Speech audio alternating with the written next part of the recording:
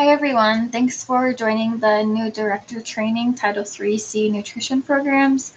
My name is Caitlin. I am the Nutrition Program Manager for the Aging Division, Wyoming Department of Health. I run the Title III-C1 and Title III-C2 programs.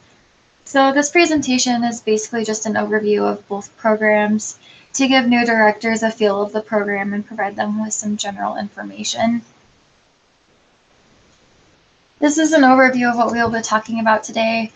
I have just a brief review of the program itself, eligibility for both C1 and C2 programs, services offered, Nutrition Services Incentive Program, which I will refer to as NSIP, key policies, grants and funding, and then program reporting.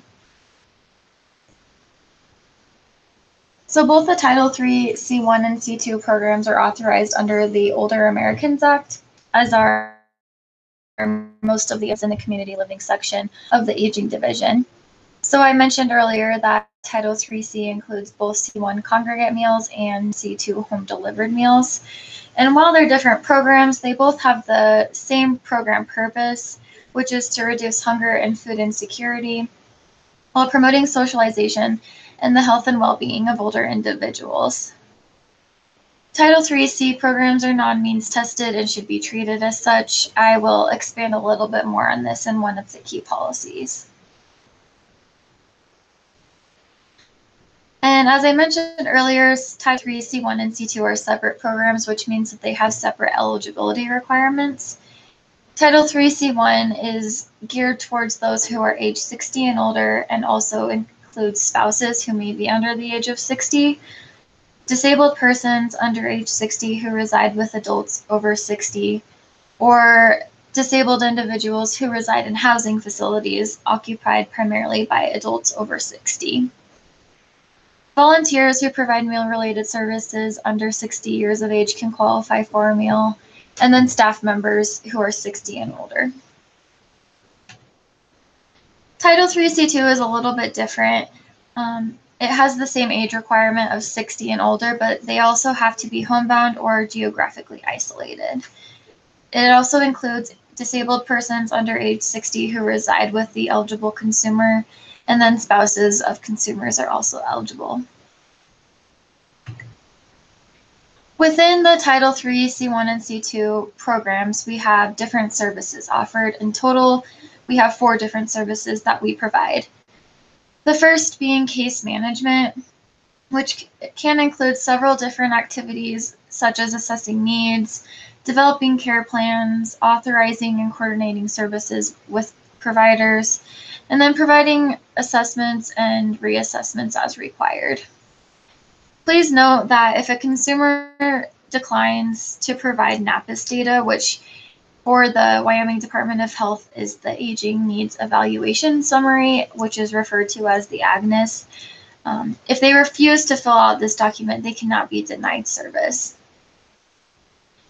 And please note too that the nutrition risk assessment should be completed at the time of intake, and also an annual update. The nutrition risk assessment is included in the AGNES document. The second service offered is obviously meals. We are a nutrition program. It is required for a meal site to offer at least one hot or other appropriate meal 5 days or more a week. Menus have to be prepared or approved prior to a meal service by a registered dietitian. And if a RD, registered dietitian, is not available, there's also specific language in the policies and procedures about an individual who would qualify as having comparable expertise. Each meal served must provide a minimum of 1/3 of the current daily recommended dietary allowances, and they also have to comply with the most recent dietary guidelines for Americans. Specifically for congregate C1, approved menus have to be posted at the nutrition site. And then, as most on these slides I have included, to please refer to the Title III-C policies and procedures for specific details on each of these different topics. It's very detailed, whereas the slides just provide general information about the Title III-C programs. The next service that we provide and offer is nutrition education. So this has to be provided for both programs and should be based on the needs of the participants. It is required once per quarter by a registered dietitian. A quarter would be every 3 months, so we require this 4 times a year. Whereas a presentation should be provided at least 1 time each state fiscal year at each congregate meal site. When we report this information into SAMS, which is our data system, it is as following: 1 unit is equal to 1 session per participant. So if 30 people show up to a presentation or nutrition education is provided, you would count those as 30 different units. And then the last service we provide for both C1 and C2 is nutrition counseling. This is unique in that we have to offer it, but it is not required because it's based on the assessment and needs of each client that is participating in the program. And once again, this needs to be provided by a registered dietitian. And the reporting of nutrition counseling is 1 unit is equal to 1 session per participant.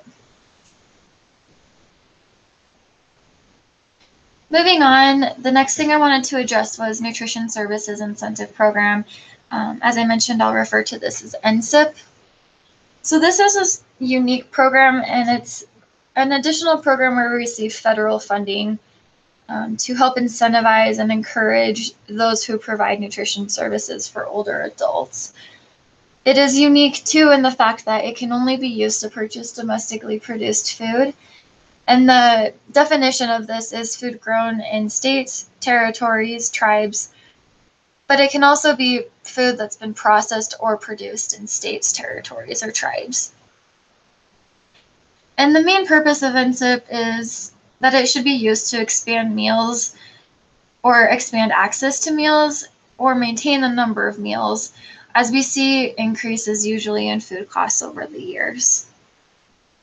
A meal reported for NSIP is required to meet the Older American Act nutrition requirements. So referring back to that information about the dietary guidelines and dietary reference intakes, an NSIP meal and an NSIP meal being reported as such needs to meet the Older Americans Act requirements as well. The ACL, which is the admin for community living, distributes the funds to us as a state entity, where we disperse them to each provider throughout Wyoming. We have a specific formula we use that is based on the number of eligible meals served in the previous year in relationship to meals served by all Title III-C programs. So we do give out NSIP meals individually for C1 programs and for C2 programs. So the award is based on the number of meals you have served for C1 compared to all C1 meals served by all C providers in Wyoming. Please note that when filling out a grant application, the NSIP funds that you put in the grant application are an estimate. We don't know when we get NSIP funding, and we don't know how much we will be getting, so we cannot guarantee that what's in your grant application will be received. That is why it is not in the contract. Again, there's quite a bit more information about NSIP in the policies and procedures, so if you have questions, refer to that, or please feel free to reach out to me as well. Moving on, I have included some key policies, the first being that the C programs are non-means tested. I touched a little bit on this in the beginning, but if a consumer refuses to fill out the AGNIS document, they cannot be denied service and they cannot be required to pay the guest fee. These services are supposed to be offered, and we shouldn't be warranting them to pay or provide money or means testing them in any way. The next key policy is voluntary contributions. This is the amount that we ask of the eligible consumers to give to support the services that we are providing. Again, we cannot means test and we cannot require them to voluntarily to contribute to the meals, but we have to give them the opportunity to contribute to the cost of the service they received. Again, services cannot be denied to a consumer if they are reluctant to or do not have the ability to contribute toward the cost of the service. The next key policy is guest fees, and this is the amount that non-eligible recipients have to pay. This is different than a voluntary contribution in that they are required, they are not voluntary. The guest fee amounts should not be less than the suggested donation, which is the voluntary contribution amount for eligible clients. I will touch on this a little later as well, but there is a meal cost reporting tool that can be used to determine guest fees. And if your guest fee amount does change throughout the year for some reason, you do need to notify me or someone at the aging division that the fee has changed. And then the final policy I wanted to address was temporary delivered meals. So this is for congregate clients who may not be able to get to a site because, for example, they could be ill or had a brief surgery that prevents them from being able to drive to a congregate site. A consumer can receive temporary delivered meals for no more than 2 weeks.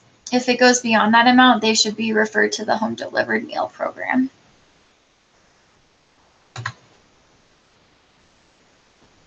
Next, I wanted to talk about grants and funding. So as I've mentioned throughout the slides, Title III-C programs receive both federal and state funding. Contract amounts for federal and state funding are based on the prior closed federal year meal count numbers.